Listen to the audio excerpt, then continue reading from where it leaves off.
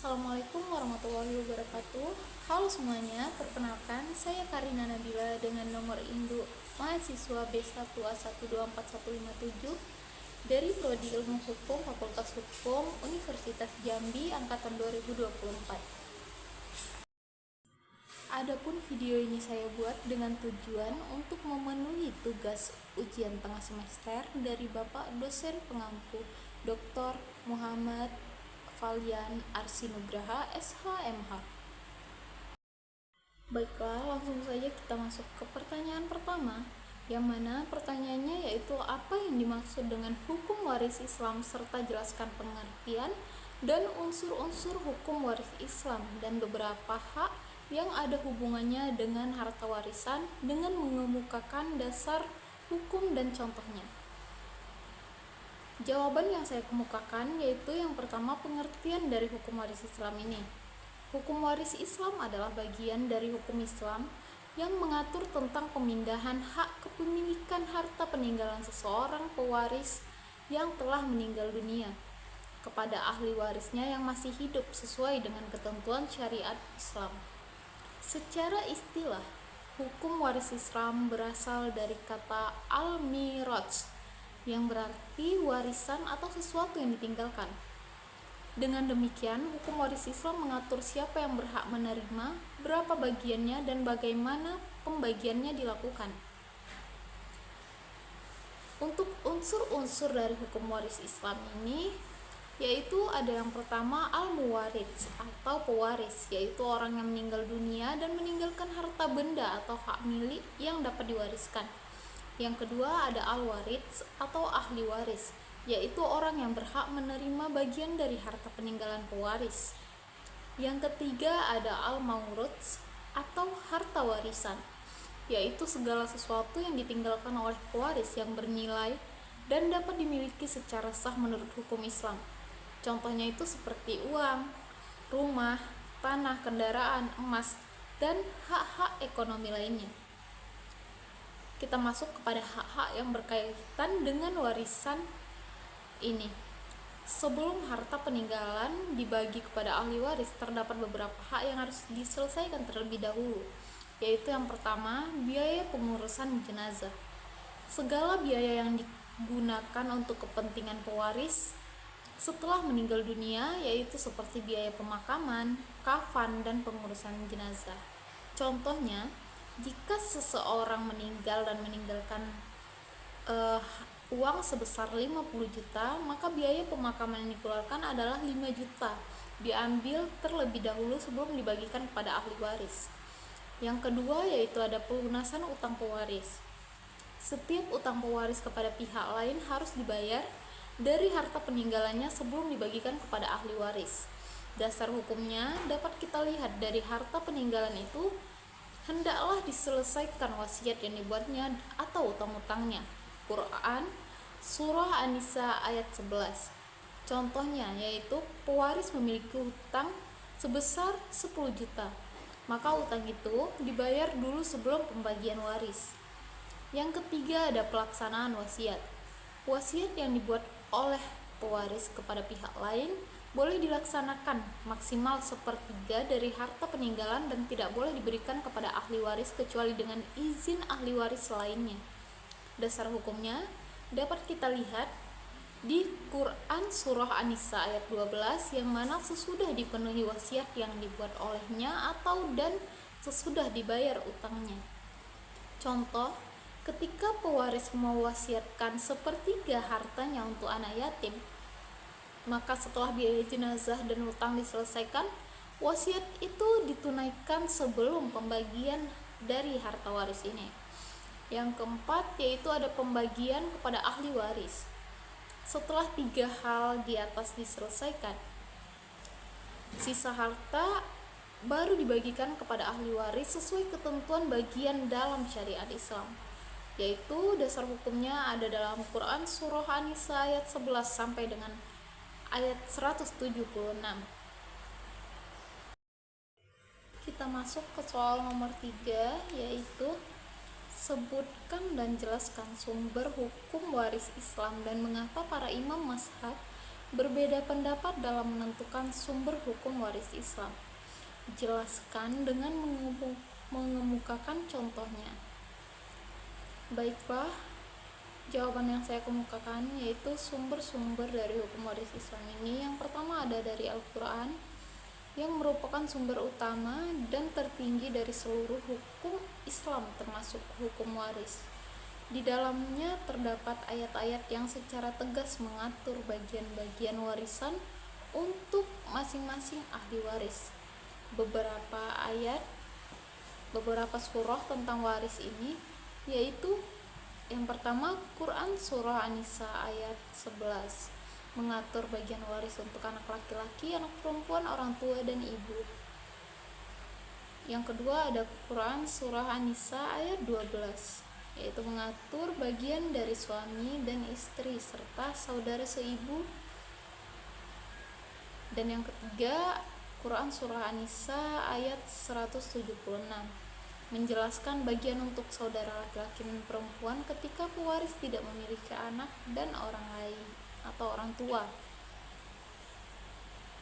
Yang kedua ada hadis dari Nabi Shallallahu Alaihi Wasallam. Hadis menjadi sumber kedua setelah Al-Quran, berfungsi menjelaskan, memperinci, dan memperkuat ketentuan Al-Quran. Contoh hadis tentang waris ini yaitu salah satunya berikanlah bagian waris kepada orang yang berhak dan sisanya untuk laki-laki yang paling dekat hubungan kekerabatannya. Hadis riwayat Bukhari dan Muslim.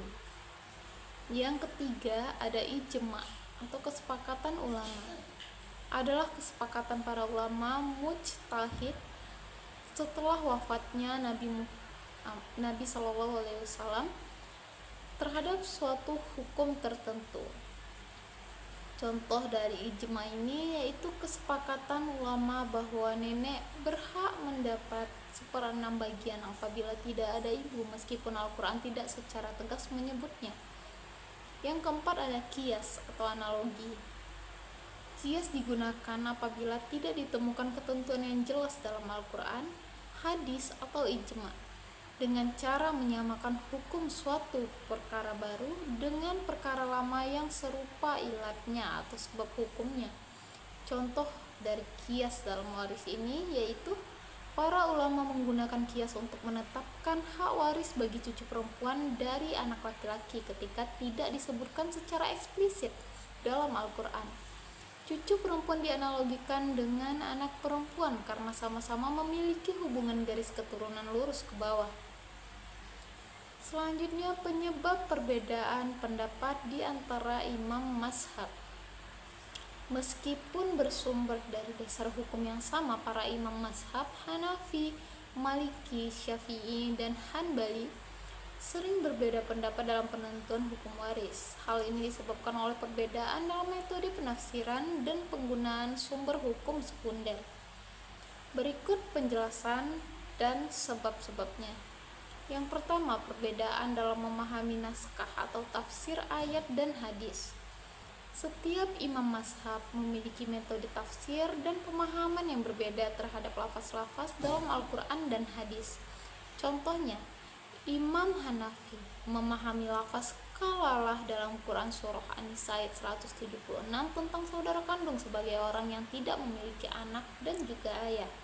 Sedangkan Imam Syafi'i menafsirkan kalalah sebagai orang yang tidak memiliki anak saja, walaupun masih memiliki ayah. Akibatnya, pembagian waris kepada saudara berbeda antara kedua mazhab. Yang kedua, perbedaan dalam menggunakan hadis. Beberapa imam mazhab berbeda dalam menilai kekuatan hadis, apakah sahih, hasan, atau dhaif, serta apakah bisa dijadikan dasar hukum.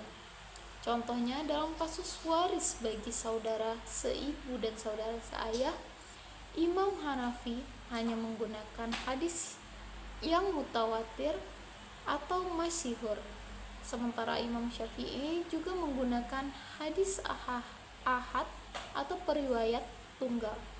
Hal ini menyebabkan perbedaan dalam menentukan siapa yang berhak dan berapa bagiannya. Yang ketiga ada perbedaan dan penggunaan qiyas dan ihtisan. Imam Hanafi sering menggunakan kias atau analogi dan istilah istihsan atau penetapan hukum yang lebih maslahat. Sedangkan Imam Syafi'i sangat ketat dan hanya menerima dalil yang eksplisit. Contohnya dalam pandangan Imam Hanafi, cucu pertama bisa mendapatkan warisan bersama anak perempuan dengan cara istihsan agar tidak terhalang sepenuhnya. Sedangkan Imam Syafi'i berpendapat cucu perempuan terhalang sepenuhnya oleh anak perempuan karena tidak ada nas yang membolehkannya. Yang keempat, perbedaan dalam menggunakan ijma atau istihsab. Mazhab Maliki dan Hanbali lebih terbuka dalam menerima praktik masyarakat Madinah atau amal ahli Madinah sebagai bentuk ijma, sedangkan mazhab lain tidak. Baiklah, kita masuk ke soal yang nomor 7. Ahli waris dalam hukum waris Islam dapat dikelompokkan ke dalam kelompok ahli waris, zawil furuz, ashobah, dan ahli waris pengganti atau mawali. Jelaskan apa yang maksud dengan kelompok ahli waris zawil furuz tersebut dan bagaimana perbedaan antara kelompok ahli waris zawil furuz dengan ashobah serta ahli waris pengganti. Jelaskan dengan mengemukakan contohnya. Jawaban yang saya kemukakan yaitu zawil furuz adalah kelompok ahli waris yang memiliki bagian tertentu dan pasti yang telah ditetapkan secara tegas dalam Al-Quran dan hadis. Bagian-bagian tersebut sudah ditentukan besarannya, misalnya 1/2, 1/4, 1/8, 2/3, 1/3, atau 1/8 dari harta peninggalan pewaris. Contoh anggota zawil furuz antara lain yaitu yang pertama, suami mendapat setengah jika tidak ada anak dan 1/4 jika ada anak. Yang kedua, ada istri mendapat 1/4 jika ada anak dan 1/8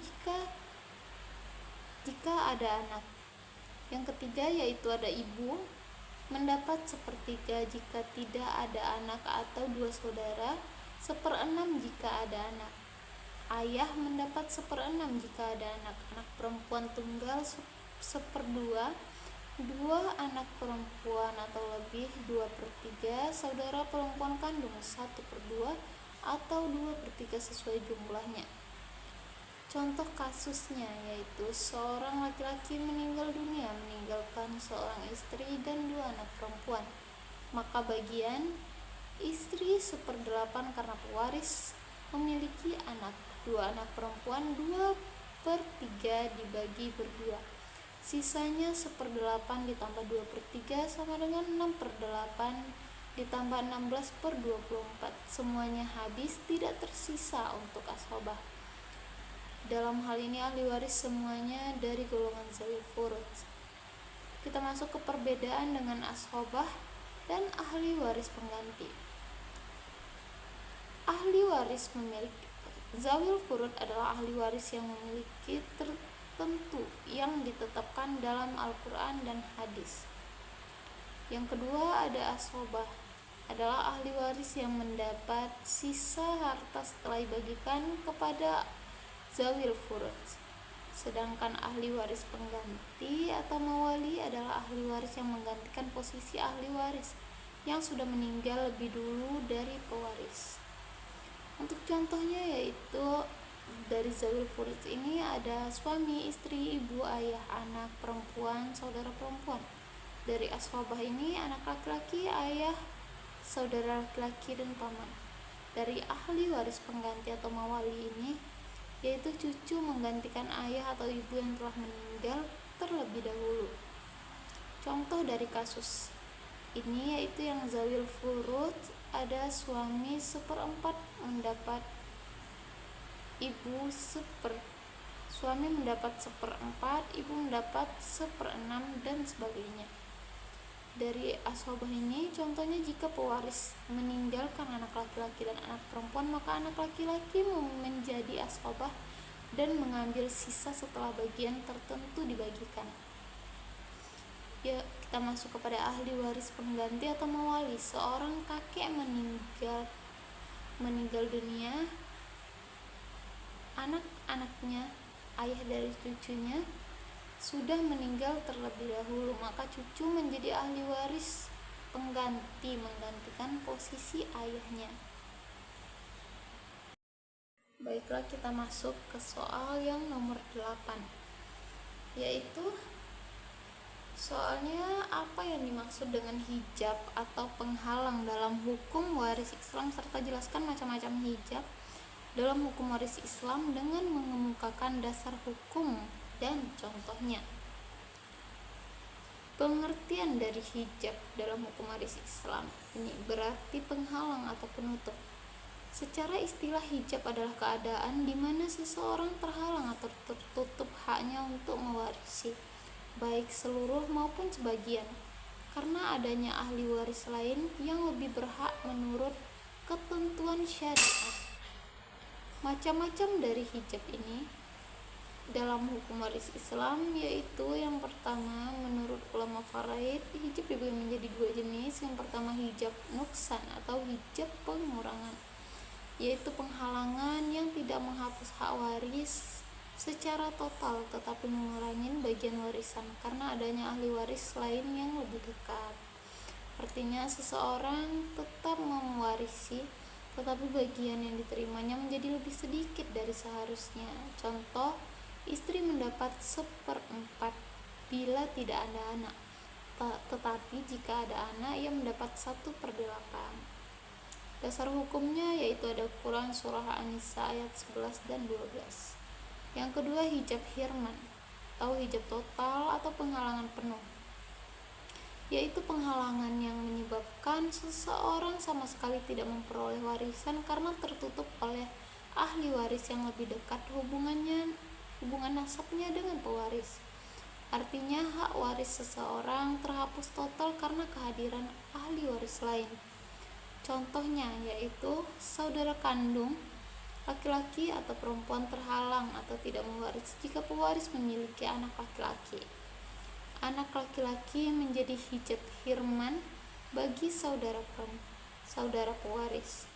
Dasar hukumnya berdasarkan ijma ulama dan prinsip umum nasab. Yang lebih dekat hubungan nasab menutup yang lebih jauh. Baiklah, hanya itu yang dapat saya sampaikan dan yang sependek pengetahuan saya itu yang dapat saya jelaskan dari pertanyaan-pertanyaan tadi. Jika ada kurang dan salah, saya mohon maaf. Saya akhiri dengan wassalamualaikum warahmatullahi wabarakatuh. Selanjutnya soal nomor 2, yaitu ahli waris dalam hukum waris Islam dapat dikelompokkan ke dalam kelompok ahli waris laki-laki dan kelompok ahli waris yang perempuan. Sebutkan kelompok ahli waris tersebut secara berurutan, dan jika semua ahli waris tersebut ada, maka jelaskanlah ahli waris yang paling berhak. Jawaban yang saya kemukakan yaitu kelompok ahli waris laki-laki. Secara umum terdapat 15 orang laki-laki yang dapat menjadi ahli waris dalam hukum Islam, yaitu yang pertama ada anak laki-laki, cucu laki-laki, ayah, kakek, saudara laki-laki sekandung, saudara laki-laki seayah, saudara laki-laki seibu, anak laki-laki dari saudara laki-laki sekandung, anak laki-laki dari saudara laki-laki seayah, paman sekandung, paman seayah, anak laki-laki dari paman sekandung, anak laki-laki dari paman seayah, suami, dan yang terakhir ada laki-laki yang memerdekakan budak atau maula atau tip. Selanjutnya yang kedua kepada ahli waris perempuan. Sementara terdapat 10 orang perempuan yang termasuk ahli waris dalam hukum Islam, yaitu yang pertama ada istri, anak perempuan, cucu perempuan dari anak laki-laki, ibu, nenek dari pihak ayah, nenek dari pihak ibu, saudara perempuan sekandung, saudara perempuan seayah, saudara perempuan seibu, dan yang terakhir perempuan yang memerdekakan budak.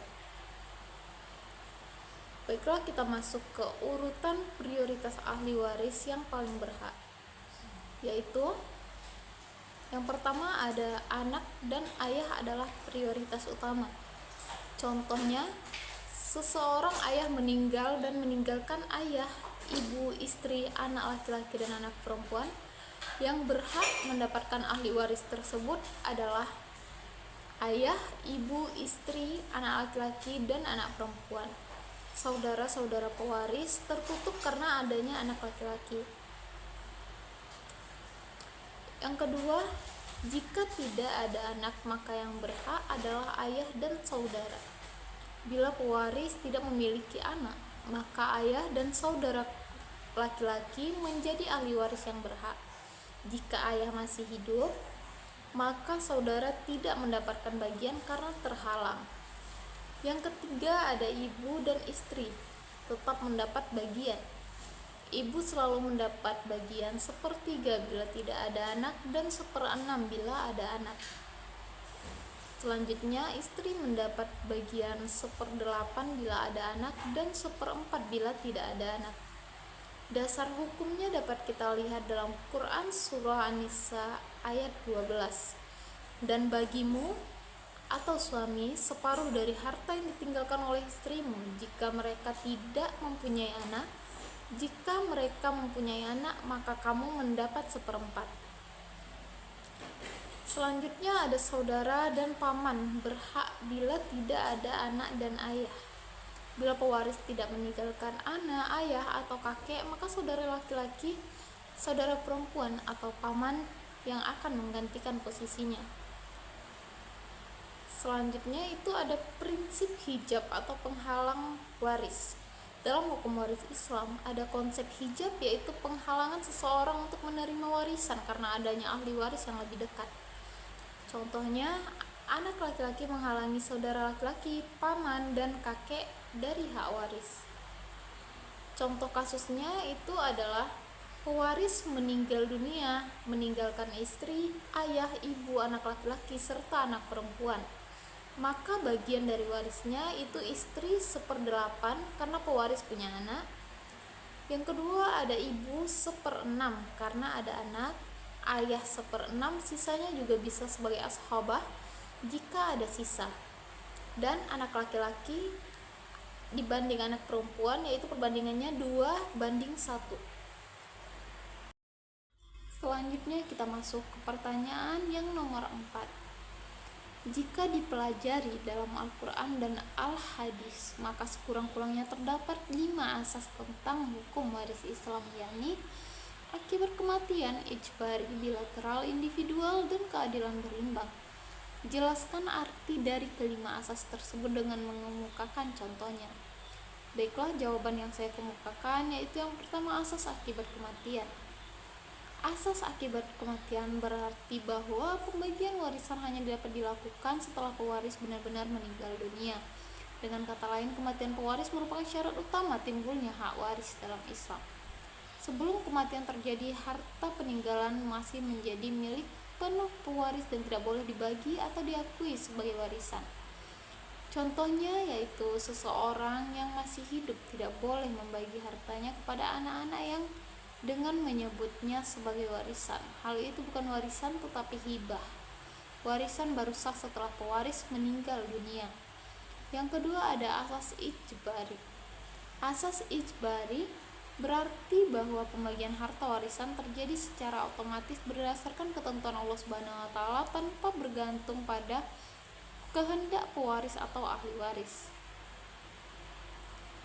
Contohnya yaitu seorang ayah meninggal dunia meninggalkan istri dan anak laki-laki dan anak perempuan. Bagian mereka sudah ditentukan secara ijbari oleh syariat. Istri 1/8, anak laki-laki dan anak perempuan 2:1. Pewaris tidak dapat mengubah bagian tersebut sesuai kehendaknya. Yang ketiga ada asas bilateral. Asas bilateral berarti bahwa seseorang dapat menerima warisan dari 2 garis keturunan, yaitu pihak ayah, nasab laki-laki, dan dari pihak ibu, nasab perempuan. Contohnya yaitu seseorang anak dapat mewarisi dari ayah dan juga dari ibunya jika keduanya meninggal dunia. Demikian pula seseorang bisa menjadi ahli waris dari kakek dari pihak ayah dan kakek dari pihah ibu. Dengan demikian, sistem waris Islam bersifat seimbang antara garis keturunan laki-laki dan perempuan. Yang keempat, ada asas individual, yang mana bahwa setiap ahli waris menerima bagian warisan secara pribadi dan mandiri, tidak secara kolektif atau perwakilan kelompok keluarga. Contohnya, jika seorang ayah meninggal dunia, meninggalkan 3 anak, anak pertama, kedua, dan ketiga masing-masing mendapatkan bagian tertentu. Setelah diterima, bagian warisan itu menjadi milik pribadi masing-masing anak. Mereka tidak bisa saling mencampur atau menunda pembagian dengan alasan kekeluargaan.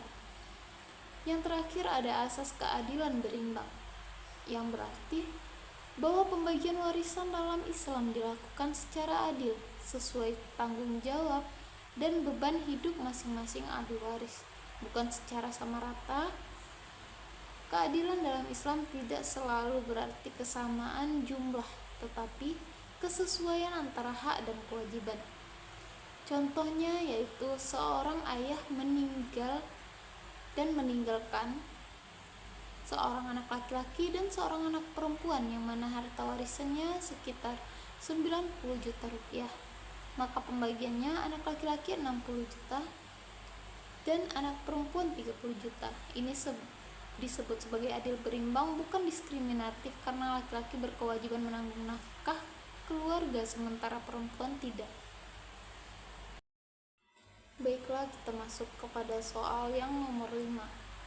Sebutkan dan jelaskan sebab-sebab waris mewarisi serta sebab-sebab tidak mewarisi dalam hukum waris Islam dengan mengemukakan dasar hukum dan contohnya. Baiklah, kita masuk kepada sebab-sebab waris dan mewarisi.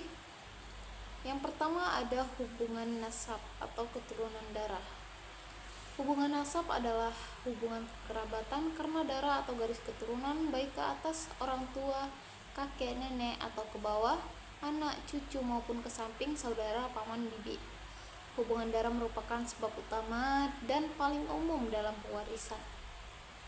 Dasar hukumnya yaitu bagi seorang laki-laki ada hak bagian dari harta peninggalan ibu, bapak, dan kerabatnya, dan bagi orang perempuan ada hak bagian pula. Quran Surah An-Nisa ayat 7. Contohnya yaitu anak mewarisi dari ayah dan ibunya. Orang tua, ayah atau ibu mewarisi dari anaknya. Saudara laki-laki atau saudara perempuan mewarisi dari saudaranya bila tidak ada anak atau orang tua. Yang kedua yaitu hubungan perkawinan atau nikah yang sah. Menurut syariat Islam, menimbulkan hak saling mewarisi antara suami dan istri apabila salah satu meninggal dunia dalam status masih terikat pernikahan yang sah. Dasar hukumnya yaitu ada dalam Quran Surah An-Nisa ayat 12. Dan bagimu, suami, separuh dari harta yang ditinggalkan istrimu jika mereka tidak mempunyai anak. Jika mereka mempunyai anak, maka kamu mendapat seperempat. Dan bagi mereka, istri-istrimu, seperempat dari harta yang kamu tinggalkan jika kamu tidak mempunyai anak. Contohnya, seorang suami meninggal dunia dan meninggalkan seorang istri dan anak-anak. Istri berhak mendapat 1/8 bagian. Seorang istri meninggal dunia tanpa anak, suami berhak mendapat setengah bagian. Yang ketiga, ada hubungan wala atau hubungan perbudakan dimerdekakan. Wala adalah hubungan antara tuan atau orang yang memerdekakan budak dengan mantan budaknya yang dimerdekakan. Dalam hukum waris Islam klasik, hubungan ini menimbulkan hak waris di mana mantan tuan dapat mewarisi dari budaknya bila budak itu tidak memiliki ahli waris nasab. Dasar hukum yang menyebutkan yaitu Rasulullah SAW bersabda, wala atau hak waris karena memerdekakan budak itu bagi orang yang memerdekakan. Hadis riwayat Bukhari dan Muslim. Contohnya, seorang budak dimerdekakan oleh tuannya lalu ia meninggal tanpa memiliki ahli waris dari keluarga, maka tuan yang memerdekakannya berhak atas harta peninggalannya. Selanjutnya kita masuk kepada sebab-sebab tidak mewarisi atau penghalang waris. Yang pertama yaitu ada perbedaan agama. Ahli waris tidak dapat mewarisi dari pewaris yang berbeda agama. Demikian pula sebaliknya, pewaris non-muslim tidak dapat mewariskan kepada ahli waris yang muslim. Dasar hukum yang menyebutkan Rasulullah SAW bersabda, orang Islam tidak mewarisi dari orang kafir dan orang kafir tidak pula mewarisi dari orang Islam. Hadis riwayat Bukhari dan Muslim. Contohnya, seorang ayah muslim meninggal dunia dan anaknya telah masuk Islam. Anak tersebut tidak berhak atas harta warisan ayahnya.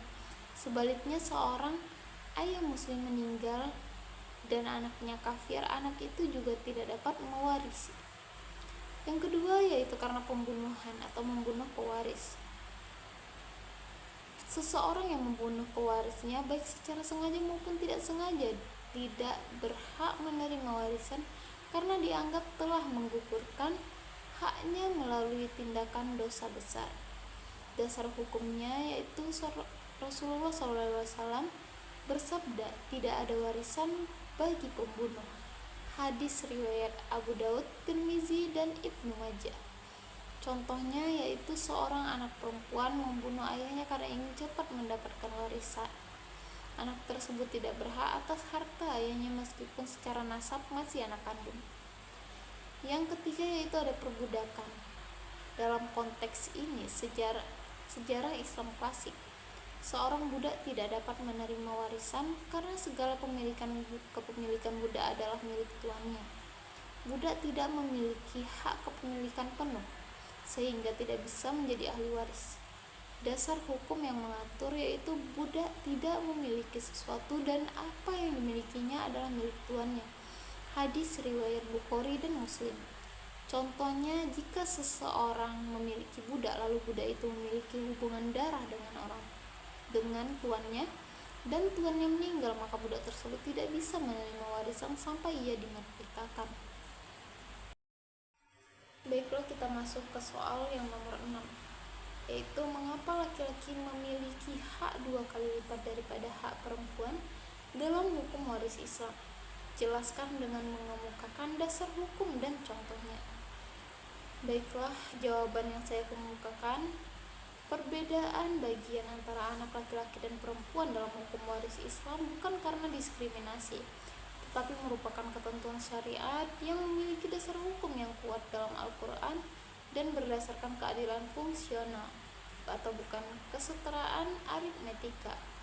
Dasar hukumnya yaitu terdapat dalam Al-Quran surah An-Nisa ayat 11, yaitu Allah mensyaratkan bagimu tentang pembagian pusaka untuk anak-anakmu, yaitu bagian seorang anak laki-laki sama dengan bagian 2 orang anak perempuan. Quran surah An-Nisa ayat 11. Contoh yang pertama yaitu ada kasus anak laki-laki dan anak perempuan. Seorang ayah meninggal dunia meninggalkan 1 anak laki-laki, 1 anak perempuan dan hartanya senilai 120 juta. Pembagian warisnya yaitu anak laki-laki 2 bagian, anak perempuan 1 bagian. Total bagian 2 ditambah 1 menjadi 3 bagian. Maka anak laki-laki atau 1/3 dikali dengan 120 juta yaitu mendapatkan 80 juta. Sedangkan anak perempuan yaitu 1/3 dikali 120 juta, maka yang didapatkan adalah 40 juta. Anak laki-laki mendapat 2 kali bagian anak perempuan, namun laki-laki tersebut berkewajiban menafkahi saudara perempuannya jika belum menikah serta menanggung ibu dan keluarga lainnya. Kita lanjut ke pertanyaan nomor 9. Bagaimana kedudukan anak angkat dalam hukum waris Islam, serta bagaimana perbedaan kedudukan hukumnya dengan hasil ijtihad para ulama Indonesia? Jelaskan dengan mengemukakan dasar hukum dan contohnya. Baiklah, jawaban yang saya kemukakan yaitu kedudukan anak angkat dalam hukum waris Islam dalam anak angkat atau tabani tidak termasuk ahli waris yang berhak menerima bagian warisan. Hal ini karena hubungan antara anak angkat dengan orang tua angkat bukan hubungan darah atau nasab, melainkan hubungan sosial semata. Waris dalam Islam hanya berlaku karena 3 sebab, yaitu nasab, yang pertama hubungan darah, yang kedua pernikahan, hubungan perkawinan yang sah, dan yang ketiga ada wala, hubungan pembebasan budak. Oleh karena itu, anak angkat tidak berhak mewarisi dari orang tua angkatnya, begitu juga sebaliknya. Dasar hukumnya yaitu Al-Quran Surah Al-Ahzab ayat 4 dan 5. Allah tidak menjadikan anak-anak angkatmu sebagai anak kandungmu sendiri. Yang demikian itu hanyalah perkataanmu di mulutmu saja, dan Allah mengatakan yang sebenarnya. Yang kedua yaitu hadis Nabi Muhammad SAW, sesungguhnya panggillah mereka atau anak-anak angkat dengan nama bapak-bapak mereka, karena itu lebih adil di sisi Allah. Hadis riwayat Bukhari dan Muslim. Baiklah, kita masuk ke soal terakhir, yaitu seseorang meninggal dunia, atau A, dengan meninggalkan ahli waris 2 orang istri, B dan R, ibu, C, bapak D, dan 2 orang anak laki-laki, E, F, dan 2 orang anak perempuan, G, H, serta 2 orang cucu perempuan dari anak laki-laki, M, N. Pewaris meninggalkan harta 1 unit rumah tanah perumahan seluas 10.000 meter serta 1 unit kendaraan roda 4. Setelah ditotalkan, harta yang ditinggalkan nilainya 9 miliar. Akan tetapi sebelum meninggal, pewaris A telah berwasiat untuk memberikan 1/3 hartanya kepada saudara angkatnya atau Z, dan punya hutang kepada I sebesar 150 juta rupiah, biaya berobat 250 juta rupiah, dan biaya penguburan 100 juta rupiah. Buatlah gambar atau ilustrasi dari contoh kasus tersebut dan berapa bagian masing-masing ahli waris. Baiklah, untuk ilustrasinya saya akan tampilin di sini. Nah, untuk penjelasannya yaitu harta awal yaitu 9 miliar dikurang hutang dan ditambah biaya meninggal yaitu sekitar 500 juta. Harta bersih yang ditinggalkan yaitu 8 miliar 500 juta. Wasiat sepertiga untuk saudara angkat Z tadi, yang mana sebesar 2 miliar 833 juta. Nah, harta untuk ahli waris yang tersisa yaitu sekitar 5 miliar 666 juta sekian-sekian. Nah, untuk pembagiannya ini yaitu yang pertama B, istri 1. Istri ke-1 ini mendapatkan 354 juta, dan istri yang kedua itu R 354 juta 166, sama seperti istri yang pertama tadi. Yang ketiga itu ada ibu atau C, akan mendapatkan 444 juta rupiah. Nah, yang D itu bapak, sama seperti ibu, mendapatkan 444 juta rupiah.